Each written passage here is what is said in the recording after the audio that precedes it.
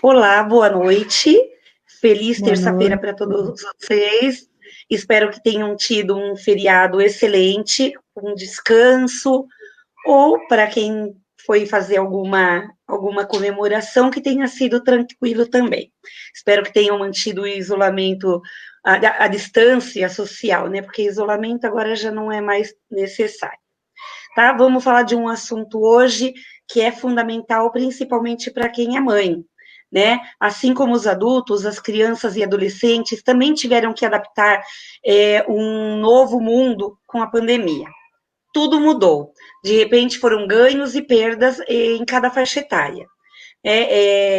A gente que tem filho, de repente a gente entra num estresse também, porque acaba vendo alguma mudança de comportamento. Então, nada melhor para falar desse assunto que uma pediatra. E por isso mesmo, nós convidamos hoje a doutora Julieta Pinto Nascimento. Ela é médica pediatra e ela vai estar comentando para a gente hoje o que ela vem observando nesse período de pandemia, quais foram as transições, principalmente por faixa etária. Doutora Julieta, bem-vinda. Estava Obrigada. já ansiosa, porque como a gente convida as pessoas para a live, com menos dias de antecedência, né, para não criar que você, como foi convidada há bastante tempo antes, eu estava super ansiosa, assim, para a gente conversar do assunto, principalmente que, como a gente estava conversando nos bastidores, eu também sou mãe, né, e eu também venho observado algumas mudanças, né, comportamentais e até mesmo de saúde no meu filho. Então, eu acho que eu vou aproveitar 100% essa nossa live. Bem-vinda, boa noite, e se Boa apresenta, por noite. favor, ao pessoal que ainda não te conhece. Boa noite, eu sou Julieta, sou médica, pediatra, eu vou fazer o ano que vem 30 anos de formada, 28 de pediatria, e por esses tempos todos a gente vivencia com famílias, né, com as crianças, e lógico, esse ano foi um ano muito atípico, né, Agda? Então, a gente estava falando exatamente isso, tudo mudou, as relações mudaram, né, o mundo mudou e a gente tem que se adaptar a eles e vivenciar, né, toda essa fase que passou pela gente. E aí a gente pensou e conversou, eu e a Agda, sobre conversar o que a gente observou, né, o que vivenciamos nesses meses com as crianças, com as famílias. Eu trabalho em clínica particular, mas também trabalho no hospital público, um hospital grande, conhecido, de Mauá, né, o Hospital Nardini. Eu faço enfermaria lá e faço berçário, plantão, e há muitos anos, eu estou lá há 26 anos, então eu tenho, como eu falo, eu consigo observar várias camadas da população, né, várias situações. Por isso que é o que eu digo, a gente hoje não pode jurar de pé junto tudo, porque é uma doença nova, é uma doença que agora, pouco a pouco, a gente vai descobrindo, mas o que a gente observa com os colegas, com as mães, com as famílias, acho que é isso que a gente vai conversar um pouco, né, Agatha? Verdade. E aquela coisa, você, além de pediatra, é mãe também, então eu acho que quando a gente tem a vivência, porque toda profissão ela tem aquele estudo, principalmente a medicina, na realidade, onde você trata com pessoas, é diferente da minha profissão, que trato com papéis, com organização, é diferente. Se eu, de repente, tiver um erro, pode gerar um erro financeiro, de repente, mas não é uma coisa como um médico, que tem que estar aí com aquelas percepções. E quando você vive também uma situação com o seu paciente, mas você já foi mãe, no caso de você que é pediatra, deve ser, assim, até engraçado, porque você fala, justo aconteceu com o meu filho, ou até antes de você ter filho, você fala, será que quando eu tiver um filho, a gente vai aplicar a mesma técnica? Como será, né? Super interessante isso. Eu fui mãe depois já de 10 anos de pediatria, então já fui uma mãe mais já estava descolado, vamos dizer assim, né? Mas geralmente, é lógico, quando você vai vivenciar o seu, é um pouco diferente, né? Mas é É, sempre bom, os dois é lados, sim. né? Eu acho que o vínculo fica mais forte com as famílias. Eu brinco com os meus residentes, né? Que quem não gosta da mãe, da família, não pode ser pediatra, né? Porque o seu paciente não vem sozinho antes dos 14 anos, ele não fala, eu vou nesse pediatra, eu vou naquele. A gente lida com os pais mesmo, né? E a criança vem junto. Não tem como. É um vínculo familiar mesmo, né? A profissão que a gente escolhe. Doutora, e geralmente quem dá mais trabalho são os pais, não são as crianças, né? Então, é o que eu falo, para mim não dá um trabalho, não, porque quando você escolhe a pediatria, você sabe, né, que você vai lidar com esses pais. E eu acho interessante, né? Eu fico muito preocupada quando o pai os pais, né? Eu falo, os pais, os dois, os responsáveis pela criança, não ficam preocupados, que daí tem alguma coisa errada, né? E que vínculo é esse que não faz o pai se preocupar com o filho, né? Não existe isso. Então, a gente está bem acostumado com essa situação.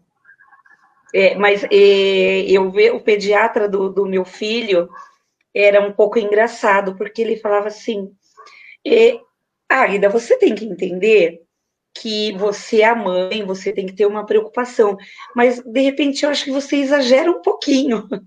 Aí eu falava, não é que eu exagero, é que assim, eu trabalhei, fui parte administrativa, mas eu trabalhei 13 anos da minha vida dentro de um hospital. E a gente tem tantas experiências, né, que você acaba observando e tudo, que de repente, assim, eu acabei ficando tipo aquelas mães neuróticas, porque já pensava, vai andar Sim. em bicicleta, tá? Teu filho vai andar em bicicleta. Olha, tem que ir com capacete, tem que ir com cotoveleira, com joelho, assim, a esse ponto. Depois, com o tempo, claro, a gente vai amadurecendo um pouco e vai, porque é uma paranoia mesmo, né? Se a gente não sabe controlar, é um pai e mãe paranoico que quando chega a criança no pediatra, pobre pediatra, que tem que, além de tratar a criança, tem que aguentar a ansiedade também dos pais. É, Então, parabéns pela sua profissão, porque não é para qualquer um. tudo é treinável, né? Tudo é treinável. É verdade. Doutora, então vamos lá. Vamos com esse ano estranho, que é essa pandemia, esse vírus que ele entrou louco e se Deus quiser ele vai sair como um maluco, que vai sair que ninguém vai nunca mais escutar falar dele, que venha logo a vacina, mas durante esses março, como 6 meses já, né, 7 meses, que a gente Exatamente. vivendo essa experiência traumática para alguns, ruins para outros, e outros que não estão dando importância. Mas para você, na pediatria, com os seus pacientes, o que você vem observando? Até se é que teve alguma coisa positiva, você também pode mencionar, por favor.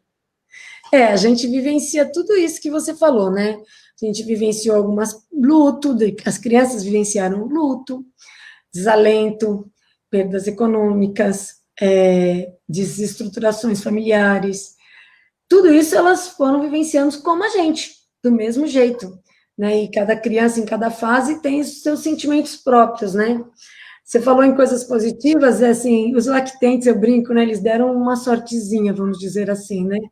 Porque o aleitamento materno aumentou nessa época de pandemia.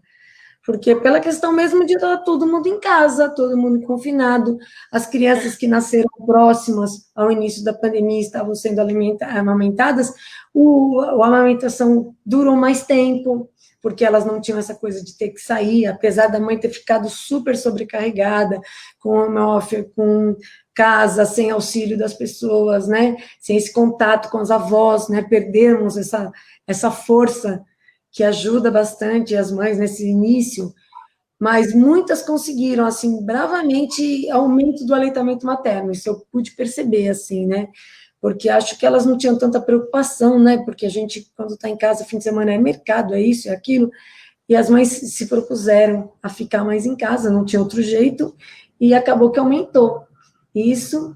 E outra coisa, assim, que foi um ganho, que outro dia eu estava escutando até a CBN, todo mundo está comentando isso, diminuiu as doenças infecciosas, vamos dizer assim, as gripes, as IVAs e 62% na pediatria.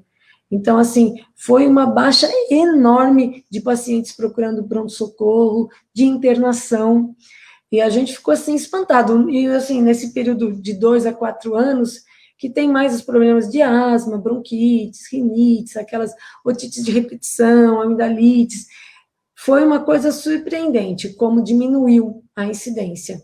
E a gente, 62% é muito, né, dessas doenças respiratórias, para bronquites, né? Então, a gente achou que se teve alguma causa boa, né, esse início da faixa etária pediátrica, que são dos lactentes, eles puderam observar isso. E eu observei também nas crianças que estão com 1 ano, 2 meses, um rápido desenvolvimento de fala, de cognição, por conta dessa presença materna. Eu achei que essas crianças menores se beneficiaram da presença materna dentro de casa. Senti uma segurança nas crianças, um desenvolvimento maior. Eu me espantei, assim, de que a gente ficou 2, 3 meses sem vê-los, né? De repente, eles estavam crianças já falando frases muito diferentes, né, do que as crianças que costumam, com 4 meses, já ir para a escolinha. Então, eu brinco, assim, se teve alguma coisa que foi bom na fase, né, nessa tragédia toda que nós estamos vivenciando, foi essa questão. Para os menores, né, eles ficaram mais próximos das suas mães, dos seus pais, dos irmãos. Os irmãos que morriam de ciúmes, assim, começaram a curtir essas crianças menores, foi bem interessante. Acho que porque a mãe não tinha que sair, já estava em casa, essa estrutura de ficar em casa, para eles, no início, pelo menos, foi bom, eles gostaram. Eu senti que as crianças de 2 a 4 anos também gostaram, porque, a princípio, parecia uma né? Nossa, a mamãe está aqui o tempo inteiro, refeições juntos, as mães me relataram isso quase chorando. Nossa, eu almocei com eles, lógico, né, que depois nem preciso dizer que a trabalheira era muito maior, o cansaço era muito maior, mas aquele sentimento de culpa que a mãe carrega a hora de entregar o seu bebê de 4, 5, 6 meses numa instituição, essa vez foi um pouco menor, né, das que puderam ficar com seus filhos trabalhando em home office. Então, eu acho que essa foi uma parte, assim, que a gente ganhou, para não dizer que perdemos tudo, né? Mas é claro, essas pessoas perderam em vacinação, que a taxa de vacinação, infelizmente, a gente notou que caiu um pouco. As mães, por medo, talvez, receio de contaminação, deixaram de procurar o posto de saúde, né, nos primeiros meses da pandemia, a ponto da gente está retomando as campanhas de vacinação, a saúde pública está vendo isso, né, que é muito importante. Então, isso foi um ponto negativo que eu também presenciei nessa faixa etária.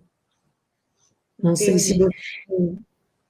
Sim, é o que eu ia comentar, que na primeira parte, né, da amamentação, e também aquela coisa de almoçar junto, de sentar numa mesa junto, de estar mais tempo junto, realmente isso faz falta, né? E quando nós tivemos isso, desde que, acho que no tempo da minha avó, quando a mulher não tinha necessidade de sair para trabalhar, então isso existia. Mas depois disso, com a minha mãe mesmo, já não aconteceu, porque ela trabalhava, então a gente, de repente, mal se via nas férias, como você também mencionou. E agora, sim, o vínculo, né? Porque às vezes falta o vínculo, porque os pais trabalham, então, de repente, chegam, aí a mãe tem que arrumar a janta, no caso, que geralmente não pode almoçar junto, então aí dá comida para um porque é pequenininho, aí vai dar banho, quando ela ou o pai sentam na mesa para jantar, já é 11 horas da noite, porque até colocar todo mundo na cama. Então, essa é a parte que pelo menos, realmente, uma parte boa, deu para a gente resgatar um pouco disso, né? E curtir. Né?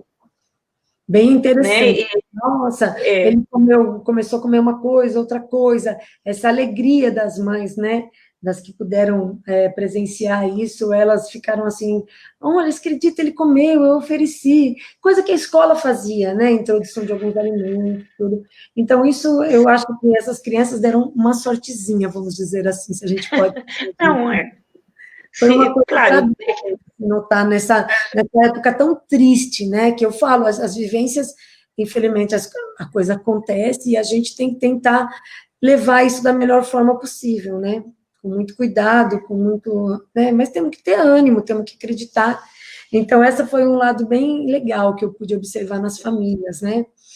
Do outro sim, lado, lógico, eu vi famílias com muita violência doméstica, infelizmente, claro, isso também aflora, né? Porque, na verdade, todo confinamento aflora sentimentos. Numa família que tem um pouco mais de organização, sentimentos bons, sentimentos de vivência, e em famílias que têm algumas questões desagradáveis, a coisa exacerba mais, né? Tudo exacerba, né? Uma época dessa, né?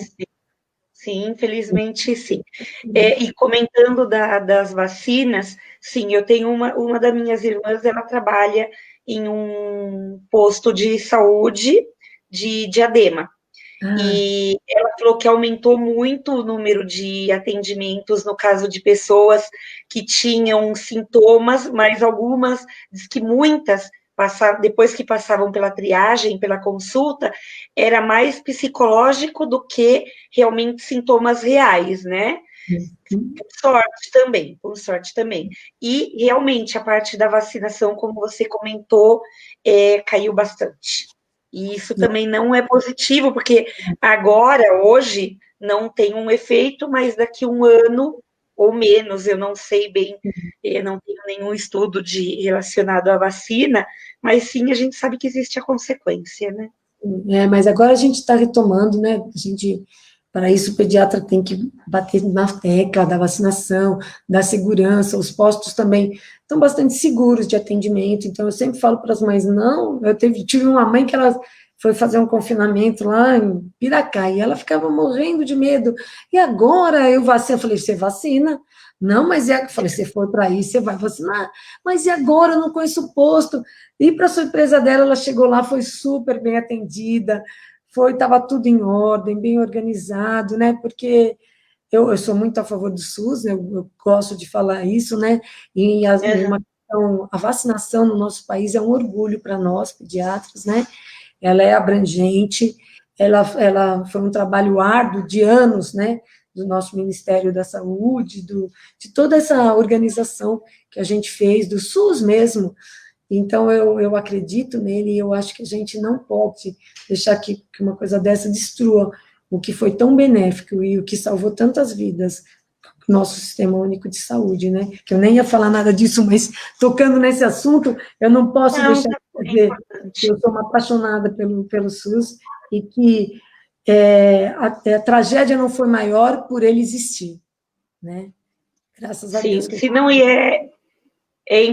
não estava dentro do que a gente ia conversar, mas é importante você ressaltar, e vindo de uma pessoa, de uma profissional, porque às vezes tem comentários muito negativos de pessoas que nem nunca usaram, né, o SUS e falam, não, porque é ruim, porque assim, escuta e vai propagando aquela informação. Então, eu te falo, as lives, né, na realidade, quando a gente começou, vamos fazer live, e o intuito foi esse, levar a informação, mas não com qualquer pessoa, com pessoas que sabem o que estão falando e que vivenciam aquilo e que podem dar o seu testemunho de que realmente aquilo é verdade, né?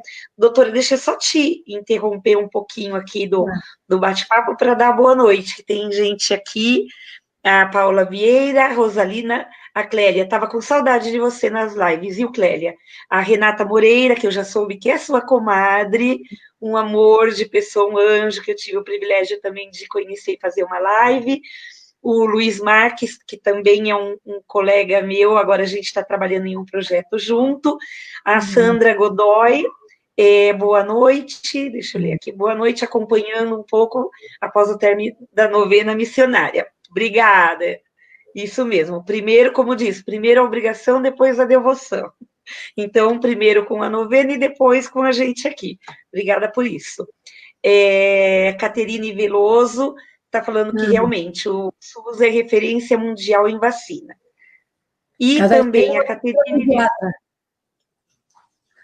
maravilhosa, a doutora Julieta é um exemplo de médica e de ser humano. Pois é, parabéns, doutora, tá vendo? O pessoal aqui é seu fã. Eu também Então, sou. para a gente, Vai ser uma super médica. Já, já vai ser uma doutora que é, vai ter lives ótimas também. Nota o nome dela. Vai ver só. que bom. Não, e a gente precisa mesmo, viu? Não sei se você soube, eu vivi alguns anos fora do Brasil, né? Sim. E regressando, eu não tenho convênio médico, então eu tenho que usar o SUS, a documentação também, por exemplo, carteira de motorista que estava vencida, porque eu usava a minha em outro lugar tal. E eu tô tendo assim até tristeza de ver como algumas pessoas não estão preparadas para atender outras pessoas. E público precisa de atenção, porque você atende pessoas de todos os tipos. A pessoa mais culta como a pessoa que não tem tanta cultura, e às vezes esse tipo de pessoa é a que acaba saindo mais prejudicada, porque se ela não tiver um bom atendimento e uma conversa explícita de explicação, ela não vai entender. Então, também é outro assunto que não vem a caso, mas felicitando também as pessoas que são comprometidas, que quando fazem alguma coisa, que se dedicam e fazem com amor e com o conhecimento, é o que o mundo precisa, de gente de bom coração, de gente capacitada, e capacitada independente do que faça, tem que ser a melhor do mundo. É o que eu falo sempre, faz, mas fez com amor. Exatamente. Sim, é bom. Né? E tá, para a gente então voltar a esse assunto. Eu sei que você está sentindo diferença, não sei se você quer me descrever por faixa etária Não, pode ou ser como a gente pode ser, por faixa etária, para as mães também. É, entenderem, né? E se colocarem no lugar.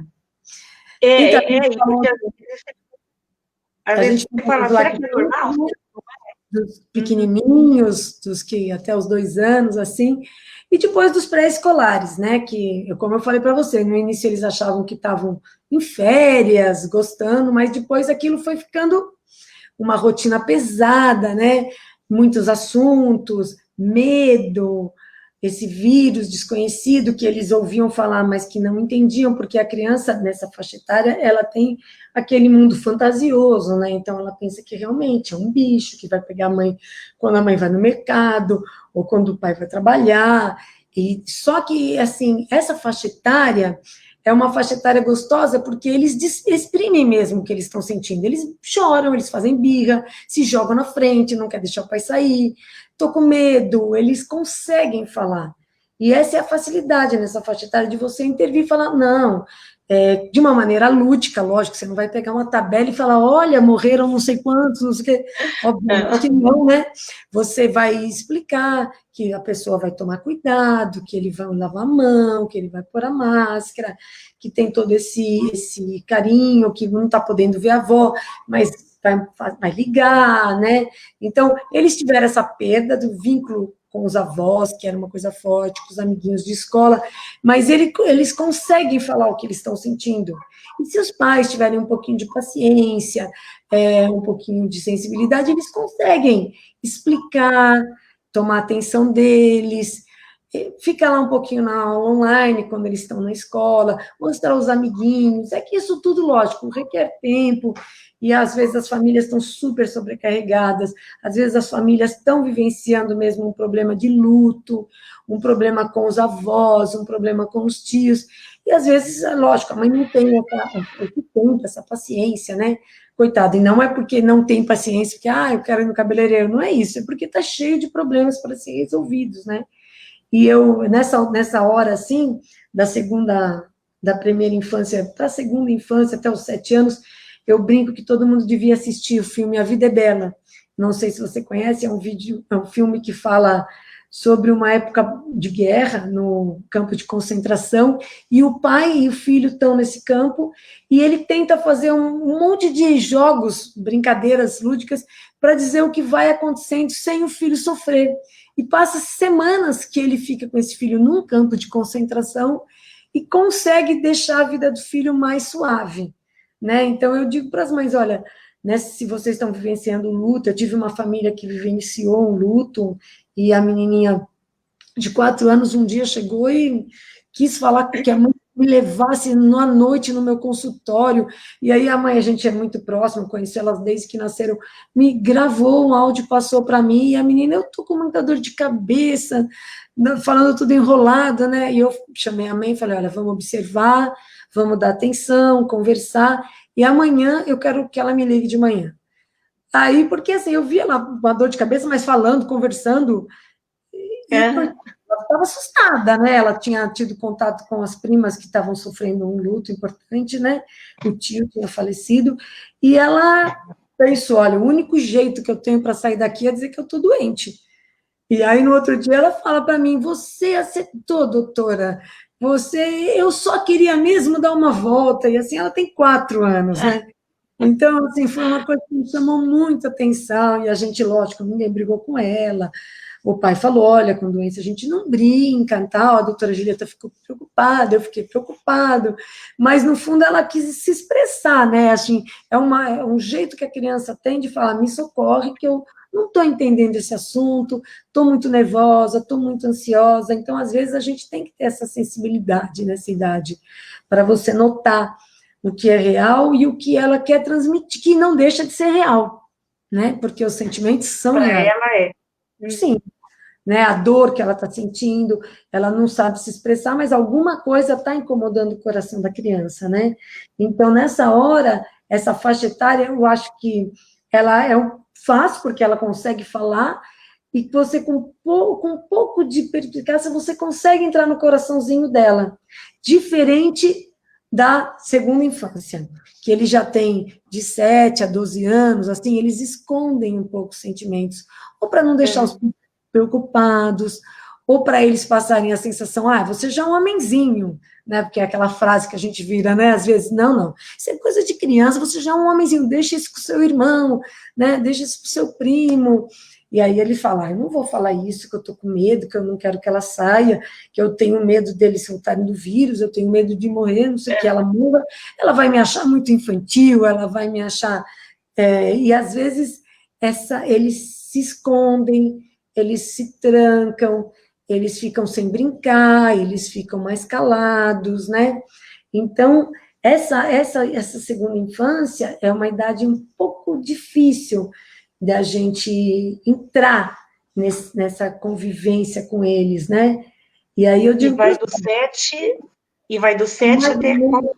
é o 12. A gente não divide muito porque tem crianças um pouco mais amadurecidas, algumas crianças um pouco mais infantilizadas, né? Porque isso tudo vai da vivência que cada um tem, do tipo de vida que cada um tem, né? A neurociência explica bem isso, né? Das sensações que você já viveu, que a criança já viveu. Com 7 anos, tem crianças que já viveram coisas que nós, com 20, não tínhamos vivido. E tem crianças que, Verdade. com 12, 13 anos, ainda vivem um mundo muito tranquilo, muito repleto de zelo, né? Então, isso, assim, a gente não divide muito, as sensações, as vivências, é que vai nos dizer como é que essa criança é. Mas, às vezes, essa criança não fala de vergonha mesmo, assim, minha mãe já está tão sobrecarregada, eu não vou ser mais uma preocupação, né? Então, às vezes, eu falo isso para a mãe, assim, se você acha, e a mãe vem falar, eu quero uma guia para psicólogo, porque ele está muito calado, ele está muito quieto, e está mesmo. E aí eu digo para ela assim, nessa idade, nessa fase, você dizer dos seus medos. Se a mãe falar, nossa, eu estou ansiosa, eu estou preocupada, aí a criança embala, eu também. O que você pensa disso? Olha, a mãe pensa isso, a mãe pensa que a gente precisa se cuidar. Você pensa o quê? E nessa conversa você consegue tirar alguma coisa dessa segunda infância, né? Às vezes a criança, você abre aquela portinha que falta para a criança falar dos sentimentos, que é um pouco mais difícil de você encontrar, né? E essa segunda infância, ela também teve o caráter dos problemas alimentares, né? Que a gente notou bastante, um pouco de obesidade, né? As crianças, talvez, lógico, na tentativa de serem um pouco felizes, né? E a gente, às vezes, sem tempo de comeram mais doces, não fizeram tanto esportes, ficaram muito confinadas, né? Então, bastante ganho ponderal, né? As crianças estão com risco de obesidade, que a gente já vinha tendo, e que agora, depois da pandemia, isso intensificou nessa faixa etária, né? Que é uma outra preocupação da pediatria. Então, isso, eu não sei se eu estou falando muitos assuntos, Não, mas não, não. o que você Não, acha? porque é a consequência mesmo, né? Só depois eu quero te fazer uma pergunta. Antes da gente entrar na obesidade, que inclusive com adultos, porque eu não estou conseguindo, com muita ansiedade, eu já subi alguns quilinhos, mas tem aqui uma pessoa perguntou, eu acho que ele está perguntando em nome da Elisete. Ele diz: como reconhecer nas crianças quando essas alterações de comportamento devido à pandemia podem ser trabalhadas dentro da família? E quando deve buscar a ajuda de um profissional? Isso é uma boa pergunta. Isso vai depender do que eu estava falando, né? O quanto você consegue que essa criança abra essa porta para você entrar nos sentimentos dela, né? Porque tem crianças que às vezes elas ficam reclusas, mas se você chamar, se você, né, me conta o que você está sentindo, ah, conta. E tem criança, adolescente, que você pode falar, se pôr frágil na frente dela, que ela não consegue, né? Nessa hora que você sente que você não está conseguindo entrar nesse sentimento, você não consegue essa resposta dela, você está com dúvida mesmo de como abordá-la, de como fazer com que esse sentimento se aflore, mesmo que seja num acesso de choro, mesmo que seja numa birra, mesmo isso não deixa de ser um sentimento aflorado, né? Você percebe, né? Eu digo que às vezes isso é até bom, porque você mais ou menos está sentindo, do que aquela criança que fica super apática, que parece que tudo tá bom, os filhos do quarto, né? Que não sai do quarto, não sai das telas, e você não consegue entrar no mundo dela. Aí eu acho que a gente necessita de uma ajuda profissional, né? Porque hoje em dia a gente tem ótimos psicólogos, né? Neurocientistas, que eles conseguem nos ajudar, né? Trabalhar em equipe é sempre muito bom, eu falo para as mães. E numa hora dessa, ajuda demais, demais, demais, porque às vezes a mãe também está passando por um problema muito grave com os avós, no serviço econômico, e ela também não está em condição de estruturação de abrir essa porta, né? Então, aí eu acho que a gente precisa, e agora com as teleconsultas, tem muitos profissionais trabalhando com teleconsultas, né? Eu acho isso muito interessante, eu acho bom, eu acho que a família deve procurar, sim, sempre que puder, e que tiver dúvida em como se relacionar com essa criança no final da segunda infância e no começo da adolescência. Sim, e as crianças são uma caixinha de surpresa, né? De repente, nós mesmos, como pais, a gente pensa que conhece e tudo, e de repente, claro, por até para evitar sofrimento para nós mesmos como pais, de repente eles não querem estar preocupando, aí acabam ocultando, mas como crianças não sabem lidar com esse sentimento. E aí, quando começa a vir um montão de alteração, ou emocional, ou vem essa ansiedade, começa a comer mais, ou se isola, então a gente tem que estar com os sentidos aí todos ligados nessas crianças, porque são uma caixinha de surpresa mesmo. E eu falo para os pais, né? A gente tem um pouco de preconceito, talvez seja a palavra, receio, desses tratamentos, né? Terapias, psicólogos. Não sei por quê, que eu digo para a mãe assim: olha, se você levantou essa ideia, essa pulguinha, vai numa consulta. Porque às vezes a psicóloga te dá uma orientação rápida, você resolve aquele problema e aquele problema não vira uma bola de neve. Né? Porque às vezes você vai deixando, aparece lá com 4 anos uma coisinha, mas você fala, é que é criança? 6 anos, 9 anos, chega no adolescente, aquilo tá uma bola de neve. E às vezes são coisas tão pontuais, que uma conversa, que um jogo lúdico que as psicólogas usam, né, nas terapias. Eu sei que você conhece um pouco de psicologia, né, você estudou alguns anos, e algum jeito, claro, técnico, né, porque é o que eu falo, você procura um profissional, e ela resolve ali uma situação que não vai aumentar, que fica, né? A pessoa pensa, eu vou levar meu filho na psicóloga para a vida inteira, ele vai ficar... Não é verdade, né? Às vezes resolve coisas pontuais, né? E evita um Sim. avalanche depois. Sim, eu estava conversando, inclusive, até em outras lives, que eu sei que você até assistiu, com a gente falando da ajuda de uma equipe multidisciplinar, né?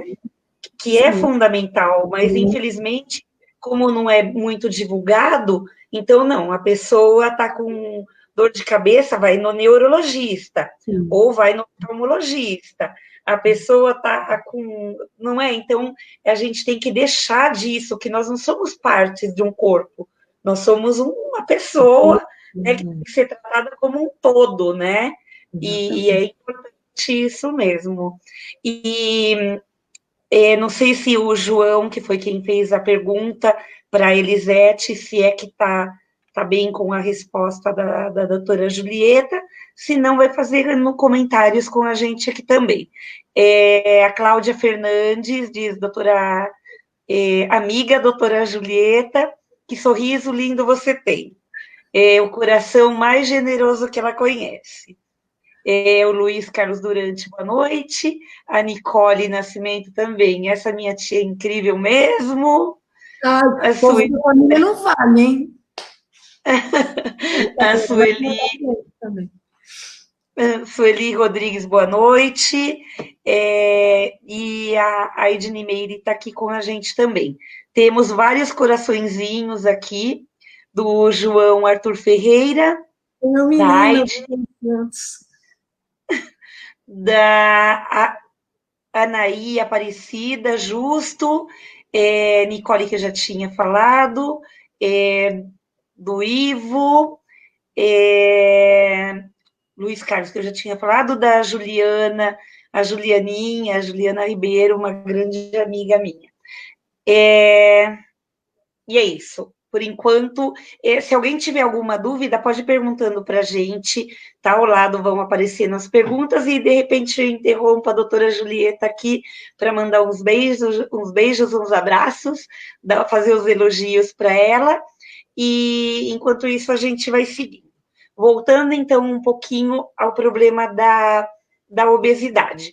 No meu caso, falando assim de uma maneira muito particular, meu filho, ele nunca foi bom para. Ele não gosta de comer. Ao contrário da mãe, que adora. Eu desfruto comida. Eu gosto de provar e tudo. Mas meu filho, ele não. Ele acha que comer. Ai, para que comer, entendeu? Então, assim, não. Ele gosta de churrasco, dia, se pudesse, e de batata frita. E eu falo para ele que seria o mundo perfeito, mas às vezes não dá para a gente ter o mundo perfeito. E ele, no começo, como eu comentei com você anteriormente, ele é atleta. Então, é uma criança que precisa ter uma dieta equilibrada. E eu, assim, também já te falei que sou mãe histérica. Então, vira e mexe, eu levo ele no pediatra para fazer um hemograma para saber se ele não está com anemia. Então, é aquela coisa, mas ele realmente é muito magrinho. Então, tem os dois lados. Algumas crianças que, pela pandemia, subiram muito de peso e outras que baixaram. Qual que foi a tua experiência com esse tema do peso? Então, o final da segunda infância, eu achei que as crianças, de uma maneira geral, todas aumentaram de peso, né? Entre 9 e 12 anos, porque eles têm uma propensão mesmo de ganhar um pouco de peso, ficaram muito confinados, sem as aulas, sem as atividades físicas normais, e, logicamente, os adultos também, puxa, a gente já está passando uma fase tão ruim, não vamos comer um docinho, não vamos comer um bolinho, né? E teve os adolescentes que meio que trancaram a boca, todo mundo fez dieta, ficou com medo de, né? Isso, as crianças para um pouquinho para cima, de 15 anos, muito também por causa do sono, os adolescentes dormem muito, então eles preferem dormir do que comer. Então, às vezes, eles perderam peso por conta disso mesmo, porque nem acorda para... Se é para escolher se vai comer ou se vai dormir, é dormir, né? Por questão mesmo hormonais, mas a gente tem que ter muito cuidado com essa desnutrição oculta que a gente fala, né? O comer mal. Você pesa lá a criança, ela está bem, mas você vê, ela não come uma vitamina, ela não come nada que seja de sais minerais, nada que seja de proteína. No seu caso, não, seu filho come proteína, já é uma boa coisa. Se ele come, nossa, que bom. Eu falo sempre, né? O duro é que, assim, tem muitos adolescentes que optam por ser veganos, e aí eles trancam a boca, não comem nada, isso não pode, porque não sei o que, isso não pode, porque então a mãe pega e faz uma coisa, não, daqui eu não como nada, porque isso aqui vem do animal, não, eu não sou contra, eu acho que cada um tem a sua, mas a gente precisa realmente ver se todas aquelas cadeias de nutrientes que a gente precisa estão ali. E eu acho que essa pandemia, em alguns quesitos, quando você não pode obrigar, não, você vai comer, que nem um neném de 2 a 4 anos, que você faz o pratinho, e ele senta, come, né? Cresceu, a coisa fica um pouco difícil, né? Ou eles só querem comer besteira, e aí aumentaram de peso. Nunca, eu estava negociando com as crianças já, meu Deus, mas não tem um aplicativo de dança, mas não tem um aplicativo. Ah, tem, mas eu não gosto. Eu falei, mas um dia você põe isso, outro dia você põe. Nossa, mas não tem alguma coisa de se fazer no quintal. Ah, no quintal não tem quintal, apartamento, né? Então ficou uma coisa bem difícil. E por isso eles ganharam, né, peso, assim, na grande maioria, eu acho que aumentou a obesidade, né? Lógico, tem uns que não comem, não quiseram comer, mas essa questão até um pouco de desânimo mesmo, aquela coisa da e outros que não têm essa necessidade toda se não pratica esporte, né? Mas os atletas, os adolescentes atletas, nossa, não tem conversa. Isso tem que fazer uma avaliação nutricional, e ele tem, porque senão vai perder toda a força muscular, né? Você acaba, não, os legumes acabam tendo muita lecitina que dá essa força muscular que os atletas precisam ter. Então, eu brinco com eles, assim, com os adolescentes, eu falo, gente, mas vocês procuram tanta coisa na internet, procura para ver o que é que dá força, do que dá impulsão, qual é o alimento, né? Eles conseguem fazer pesquisas melhor que a gente. Você dá na mão deles, olha, então eu dou lição para todo mundo lá. Chega num consultório lá com essas queixas, eu falo, então vamos lá. Qual é o alimento que provoca alteração muscular? Qual que é o alimento que faz você ter essa impulsão, elasticidade? O que é que você precisa para os itens do seu esporte que você tem? Né? E aí eles param, pensam, vão procurar. Depois, na outra coisa, porque eu olhei, eu tenho que comer mais isso, eu tenho que comer mais. Falei, mãe, aí fica aquela briga, né? Eu falei para minha mãe, mas a minha mãe, um dia ela fez pizza, e esse dia é a morte. Ela que fez, viu, doutora? Não sei o quê. Né? Então, muito assim, né? Intensos. Os adolescentes são intensos. Então, a gente tem que. Quando eu falo, mãe, então você que é culpada, né? Brincando, mas a gente sabe que eles. Você nessa idade que você pode ter que conversar, você tem que dar essa responsabilidade a eles também, né? Esse entendimento, eles têm que procurar entendimento. E eu digo que na nossa época era difícil, você tinha que ir até a biblioteca, na minha época, tá? Que eu sou bem velha, sou da época da Barça, né? Porque a gente ia na biblioteca municipal, esperava o livro estar livre, né? Às vezes tinha uma máquina de xerox, senão você pegava o papel ao maço e escrevia, levava para casa para pensar, mas eles não. Eles podem fazer pesquisas, os professores sempre indicam sites de confiança, e a gente tem que jogar isso para eles. Então, me mostra aonde é que está que esse alimento é bom para você. Procura você, é fácil hoje em dia, assim, de você ler, estudar sobre isso, né? Então, eu costumo dizer isso para as mães, tem que jogar um pouco de responsabilidade neles, sim. IMC, eles sabem tudo isso hoje, massa muscular, IMC, altura, peso, eles são muito integrados nessas coisas, né? Então, a gente pede para eles procurarem, pensar num cardápio que eles acham saudável e pedir ajuda a eles mesmos, viu? Eu acho que... Sim, não, é verdade. A gente tem que chamar nessa particularidade, eu digo, né? Infelizmente. Você tocou até em um ponto super importante, que é a tecnologia, a internet na vida deles também durante a pandemia. Aumentou muito, né? Então, aí a gente fala, tem alguns médicos que diz, entre todas as telas, você pode estar 3 horas, entre uma televisão, entre um celular, um notebook, não sei, alguma coisa assim. Mas, devido também à pandemia, qual é o pai e a mãe que vai conseguir limitar uma criança? com a tecnologia, por exemplo. É complicado, então aí a gente acaba entrando também, né? É saudável, tá? Todo dia? Não é. Mas, por outro lado, a gente já está num ano tão estranho, onde não pode sair da tua casa, onde não pode abraçar, e brasileiro é de abraço, é de beijo, né? Então, assim, é complicado. Então, como dizer não para a tecnologia? Você, como pediatra, dá uma dica para a gente aí, Eu como dizer brinco. não para a Uma escola tecnologia? em São Bernardo me fez também eu fiz uma entrevista com ele sobre isso, né? Porque assim, sei lá, 4, 5 horas de aula durante a manhã, assim, que as crianças têm, isso faz mal? Vamos parar? Não vamos parar? Aí eu fiz uma pergunta, e quando eles pararem as aulas, o que que eles fazem para relaxar? É tela. Joga. Joga, conversa com os amigos, não tem jeito, assim, a gente vive uma época tecnológica, né? Então eu faço acordos, na verdade, como eu faço aqui em casa, né? Então eu falo para os pais assim, tem coisas que não tem como sair da tela, são as aulas, né? Depois desliga um pouco, fica 1 hora, sei lá, assistir televisão de longe, escuta uma música, vocês não gostam de música? Mas é na tela, né? Põe lá, não sei o quê. Falei, não, mas agora dá.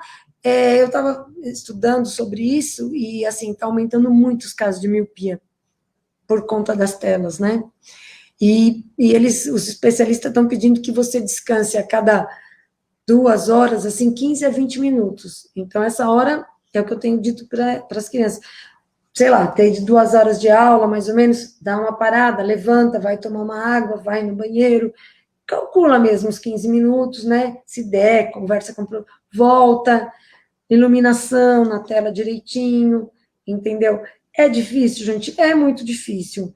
Não coçar os olhos, eu peço demais para as crianças, não coçar, adolescente, né, que às vezes tem um pouco de alergia, acorda da cama, tá com rinite, coça, né, com risco de fazer ceratocone, então assim, não pode, não, então vai, levanta, joga água no olho, pinga soro fisiológico, se não tem, pode ser água mesmo, lava, enxuga devagar, não esfrega os olhos, porque a gente não sabe o que vamos ganhar de doenças oftalmológicas. Talvez ganhemos bastante por causa disso, porque eles não conseguem. Tudo bem, não vai fazer aula agora, não vai estudar mais na tela, mas vai fazer o quê? Ou como você diz, né? Então, se tem um quintal, se tem um espaço, pelo menos, sei lá, quem toca, vai tocar uma música, se tiver alguém em casa, um irmão, um primo, joga baralho, 10, 15 minutos, mas eles olham para a minha cara e falam, jogar o quê? Eles falam aquela cara, o quê? Que você quer que jogue? Não tem muito assim, né? Mas tem que descansar, de 15 a 20 minutos. E não coçar os olhos, sempre. É o que a gente está pedindo. Mas a gente sabe, né? Se não está na escola, eles vão para a tela de qualquer jeito. Isso não tem jeito. Eles são filhos da tela. Isso a gente vai ter que ver o que vamos fazer quando sairmos disso, né? Quando a gente conseguir ter, agora já está na área verde, né, aqui em algumas regiões, sai um pouco, vai até um parque, eu ainda peço para evitar aglomerações, com todos os cuidados, máscara, álcool gel, né? Tem que dar uma volta, né? Vai até a rua, desce, uns 15, 20 minutinhos, tem que dar um descanso para esse olho, sim. Lubrificar bem os olhos, ter horários, organizações, né? Não pode ficar a noite inteira jogando, tem que dormir, tem que descansar, né? A gente tenta dar todas as orientações, e eu acho que os pais fazem o máximo, né? Mas é que é difícil mesmo. Não, é complicado, e foi como eu também te falei antes da gente começar a live, é um erro, tipo, que eu cometi, porque eu falava para o meu filho de repente, mas você é muito pequeno para isso, e para outras coisas, ele falava, mas você já é um moço, né, já... Então, é aquelas coisas, a gente tenta dar responsabilidade para eles, e em algumas vezes que a gente tem que dar, e nós como mãe mesmo, acabamos pecando e tiramos essa mesma responsabilidade.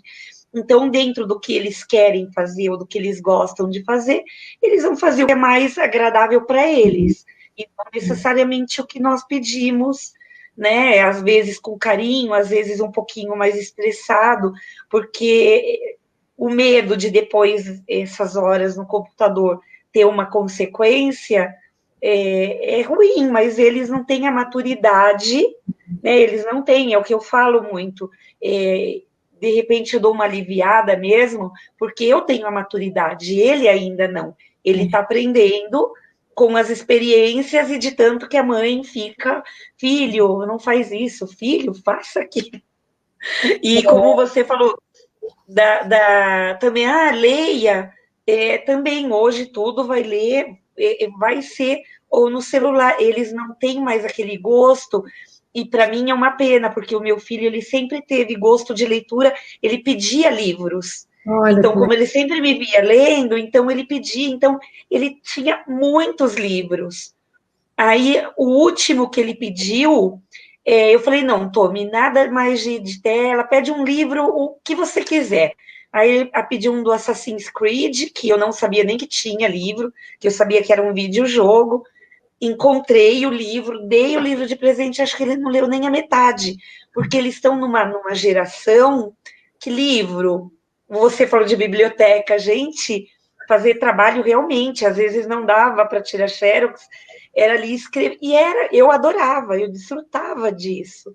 Hoje eles não sabem o que é uma biblioteca, né? Biblioteca é só digital, né? sim, Vamos escolher alguma coisa ali e que não seja livro, que seja uma música, que seja um filme, isso, né? Infelizmente, é isso que eu falo, porque também a gente começa muito com eles, com essa coisa, no meu tempo, né?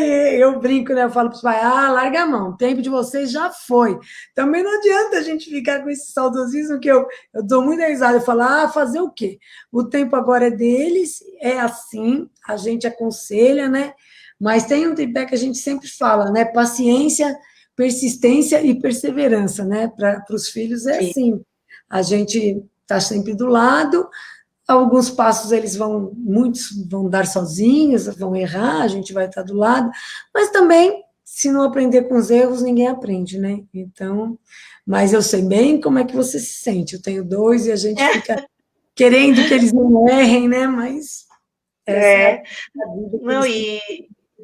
mas é o que eu falo, eu sempre mantenho os livros visíveis em casa.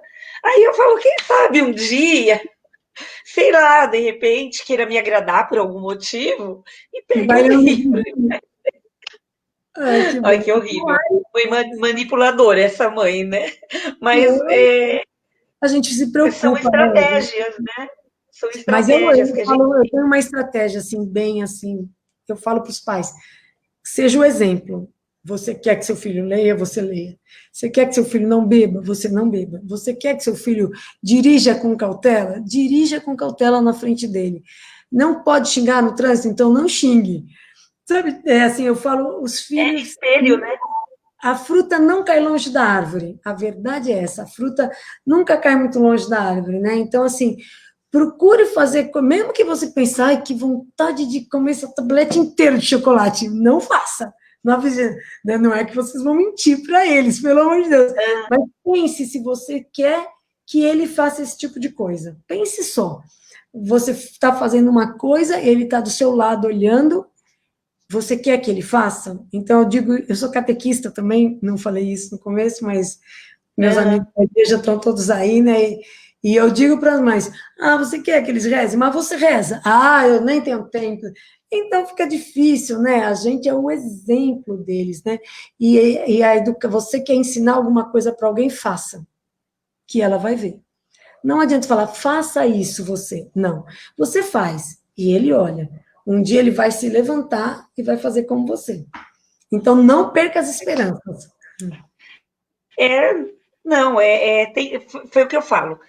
Mostrando, tá lá, e eu gosto. Então, é uma Então, coisa uma hora você vai se surpreender. não, eu não vejo a hora disso. Doutora Julieta, mas vamos lá. A gente está com 54 minutos de Toma live, aqui. passou rapidinho. Não tem problema se a gente passar alguns minutinhos, mas a ideia é a gente manter esse mesmo ritmo. Então, a gente já falou ansiedades, a gente já falou da alimentação, o que mais você acha que é importante para as mães e para as crianças mesmo? Porque eu tenho a minha sobrinha que está aqui do lado, ela estava escutando até agora há pouco. Então, o que mais a gente pode dar de dica para as mães e para as crianças também?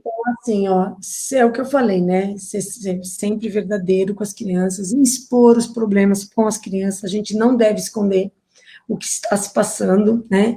A gente não deve dizer, olha, não tá, não, morreu, mas morreu longe. Não, não, as coisas estão acontecendo, é uma tragédia, é como um pós-guerra que nós vamos passar, talvez por causa de questões econômicas, talvez por conta desse luto, né, mundial que nós estamos vivendo, né, que sejam verdadeiros, tentem fazer uma organização.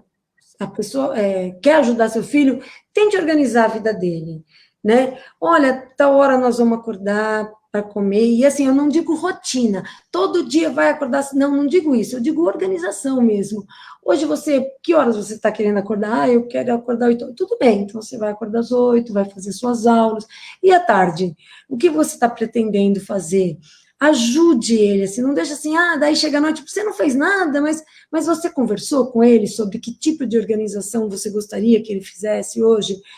As questões da casa, eu acho que aqui em casa foi isso, aqui a pandemia ensinou todo mundo a lavar banheiros, limpar casa, a diferença de detergente, água sanitária, álcool 70, foi uma beleza aqui em casa, né? Porque eu só tenho meninos e a gente ficou sem as pessoas que ajudam a gente, e eu disse para eles, isso é aqui, primeiro dia você explica, o segundo dia você dá uma olhada, e depois eles fazem sozinhos. Então, eles precisam ter tarefas também dentro de casa. Quem vai recolher a roupa do varal, quem vai recolher as louças, quem vai lavar. Mas não sei lavar a panela, então você lava o copo, talher, cada um pela sua faixa etária, né? O que é que uma pessoa, sei lá, de 6 anos pode recolher a roupa e levar para o cesto de roupa suja? Pode pegar os pregadores e pôr na caixinha? Pode, eles têm que ter essa organização da casa, para entendimento mesmo. Pode chegar, a mãe chegou no mercado com a fruta, não pode contaminar, ok, mas depois que você lavou, você pode entregar para eles e guardar um sabonete no banheiro, colocar papel higiênico no banheiro. As crianças precisam participar dessa organização da casa, elas precisam fazer parte realmente dessa família e de entender como é que está acontecendo isso, o que nós vamos comer, o que é saudável. Mas você não gosta disso, olha, mas você precisa escolher uma proteína, não sei, se puder escolher também, né? Porque hoje em dia a gente tem que agradecer o alimento que está na mesa, né? A gente tem que comer aquilo, não vai ter outra coisa, meu filho, você tem que entender e que a gente está passando por isso. Pedir esse auxílio, seja sincero, não crie essa falsa ilusão, não, porque vamos inventar coisas para adolescente, é a pior coisa do mundo, entendeu?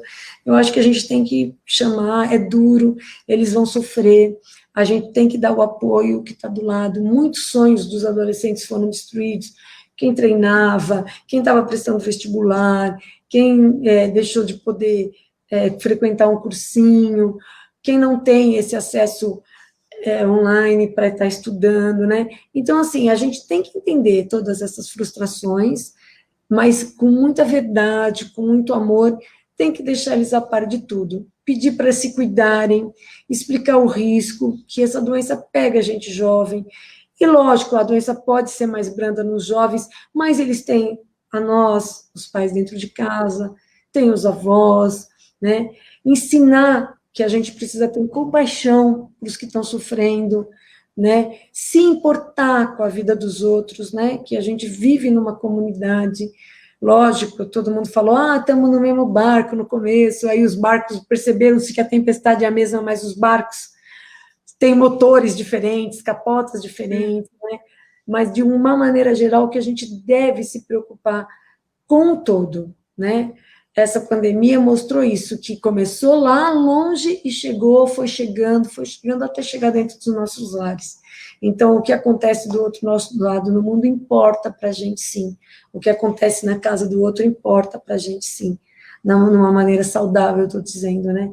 Então, a compaixão é uma coisa que a gente precisa muito treinar com as crianças, e vai da gente, né? Dos adultos. É verdade. E a gente precisa de mais adultos como você. Acho que não, porque você falar com meus filhos, vão falar, ela é muito brava, que eu já saio de manhã com muitas organizações. Não, mas é que não é quebrar, é que mãe é mãe, entendeu? E é aquela coisa que a gente fala, ser dura sem perder a ternura. Isso A gente, mesmo. é isso, ser dura sem perder a ternura. A gente tem que manter aquela disciplina, porque é o que eu falo também muito pro Tomás, né, pro meu filho. Você tem toda a liberdade do mundo comigo, entendendo que eu sou sua mãe, não sou sua amiga. Amiguinha, daquelas amiguinhas. Então, você vai ter a liberdade, a gente conversa, a gente pode rir, cair no chão de rir, brincar, porque ele é meu bebê ainda, né? Mas, então, a gente brinca muito, a gente tem esse costume de fazer cosquinha, aquelas coisas assim. Mas, assim, na hora de educação, de limite, eu sou a mãe e ele é o filho. Aí tem hora que ele fala, ai, mãe, mas. Ou seja, eu tenho que pedir as coisas para você, mas você não tem que pedir as coisas para mim. Aí eu falo, Tomás, eu tive mãe, a minha mãe teve mãe. Eu falei, então é a coisa natural do mundo. Você, quando for pai, quando seja a sua vez de educar, você vai ver também que teu filho vai ter toda a liberdade com você, vai ter todo o amor com você, mas na hora de ditar regra, pai e mãe. Então é normal, vai se acostumando com isso, porque é assim. Eu acho até muito cruel de pais e mães que falam, ele que decide, ele que decide. Como é que decide? Uma criança de 5, 6, 7 anos. Não estou falando da cor da camisa, obviamente, ele que decide se ele está querendo pôr roupa de calor, mas assim, na verdade, você largar para uma criança decidir coisas importantes, se vai sair, se não vai sair, você vai decidir, ele que decide, doutor, eu não quero me indispor com ele, né? Isso é um erro, você joga uma responsabilidade nas costas de uma criança que ela não tem, como que vai decidir, né? A gente tem que sentar, pensar junto, né? Como eu falei, respeitando cada faixa, você respeita o que a criança pode trazer para você e o que você deve levar para a criança, né? Mas, claro, eu também penso como você.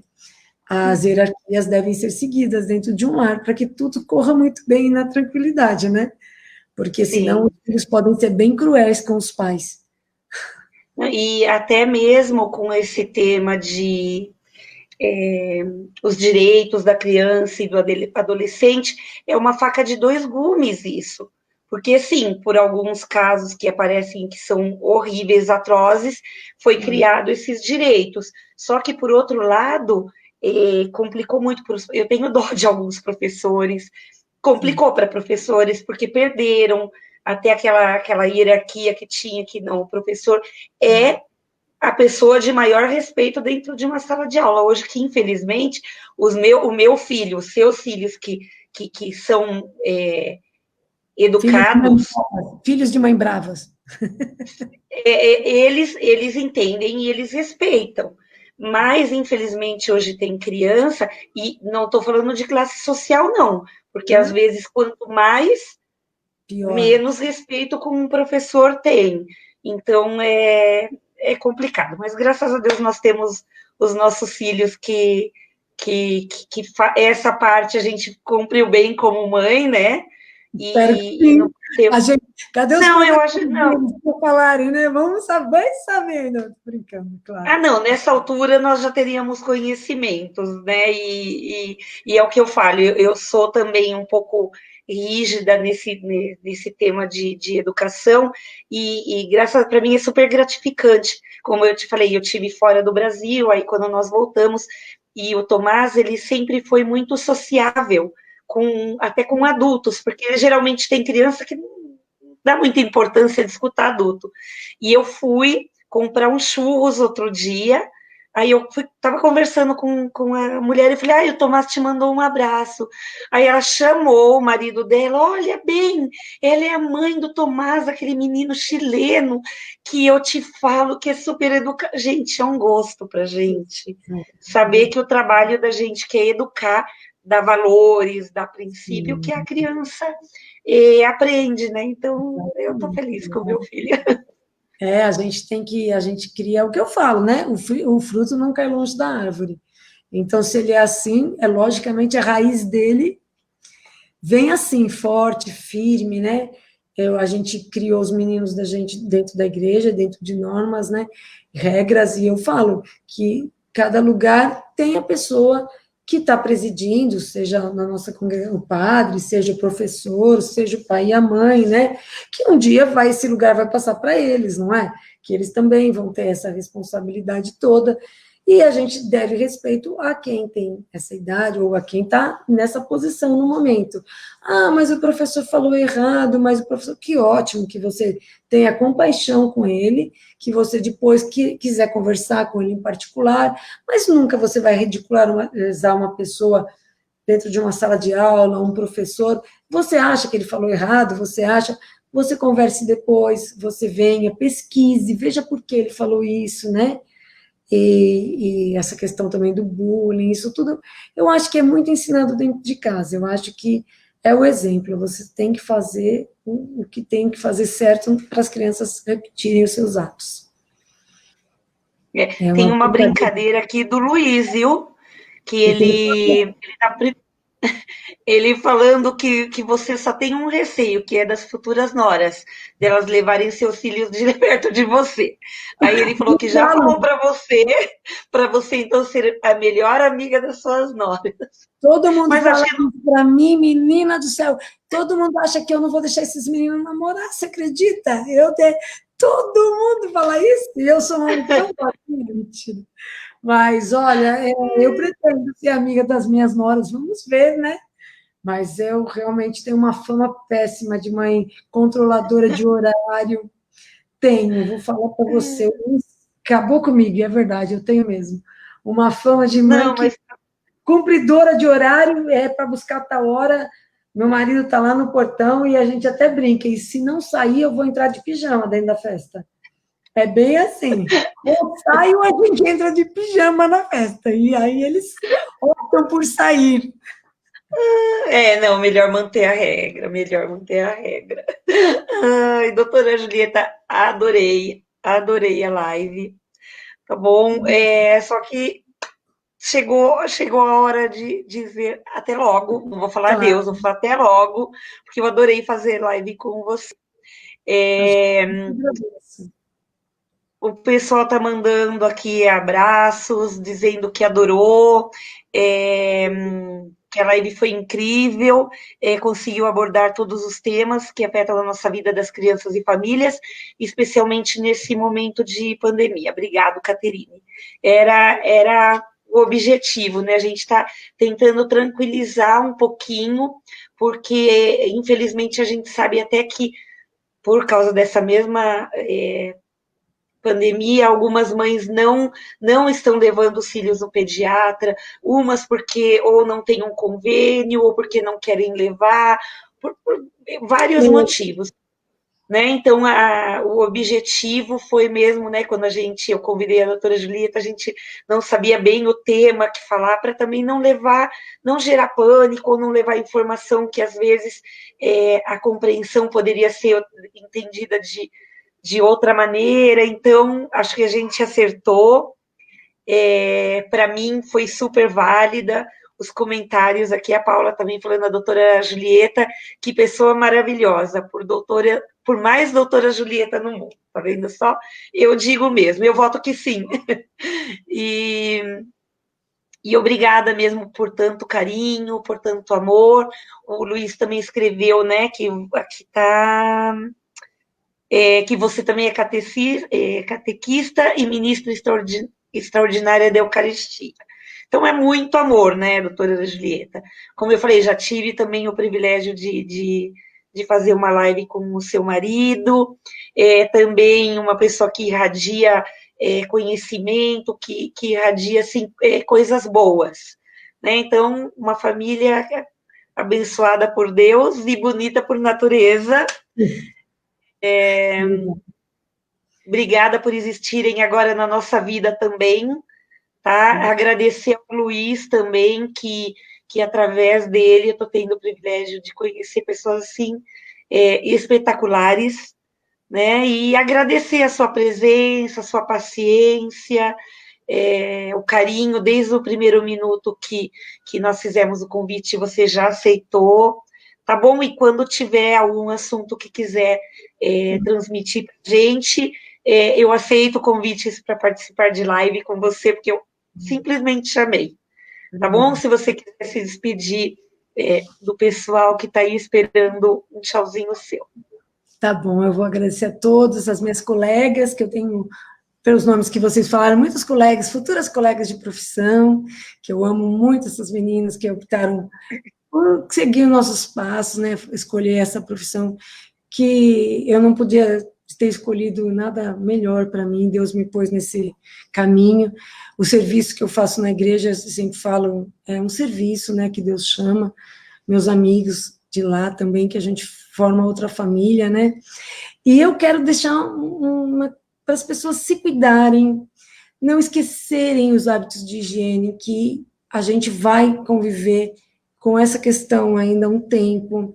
Então, por favor, usarem as máscaras, os adolescentes, meus amigos, que dizem que são tão meus amigos, não esqueçam a lavagem das mãos. Nós vamos pegar alguns hábitos orientais, deixar o sapato fora, né? Eu acho que isso vai engrandecer a gente, né? Quando vê um médico atendendo de máscara, eu não acho que é má vontade, eu acho que a gente estava sendo muito relapso de não atender uma porta de máscara, isso é importante, para não se contaminar, para não contaminar os outros. Essa cultura oriental que já existe do outro lado do mundo, eu acho que nós vamos trazer para cá, e vamos continuar usando. Se você está doente, ponha a sua máscara, lave a sua mão, né, para a gente tentar passar isso o mais rápido possível, e que isso vá embora da nossa vida, e que outras não venham, né, que a gente passou por essa experiência, e que isso não retorne mais, se Deus quiser. Um beijão para todo mundo, eu adorei também, quem me conhece sabe que eu estava muito receosa de ficar falando, eu sou péssima em computadores, WhatsApp, meu negócio é muito mais pessoal, mas foi o que deu, com a bênção de Deus deu tudo certo. Muito obrigada, um abraço grande para todos. Excelente, também eu estou tendo o privilégio, doutora Julieta, de convidar pessoas pela primeira vez para fazer live. E as pessoas, claro, com aquele receio no primeiro minuto, mas depois se desenvolvem assim como você, como se a live fosse o seu dia a dia, como se a gente estivesse conversando na sala de casa. Como se a gente fosse a juventude agora das telas, mas não. Sim, não, é ótimo.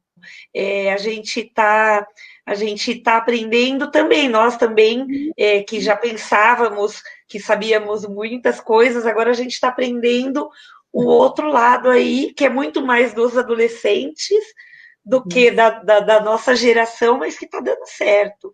É um mundo redondinho, onde tem lugar para todo mundo. Amém, que seja assim. A Renata está dizendo que ela sabia que seria excelente, tá vendo? Ela confia na gente. Gente, beijo enorme para vocês. Obrigada pela audiência, por estar assistindo a gente até agora, do começo ao fim. Um abraço gigante, doutora Julieta. E a gente vai se vendo ainda durante a semana. Beijo para todos e fiquem com Deus. Hoje eu vou terminar com o coraçãozinho. Tchau, tchau.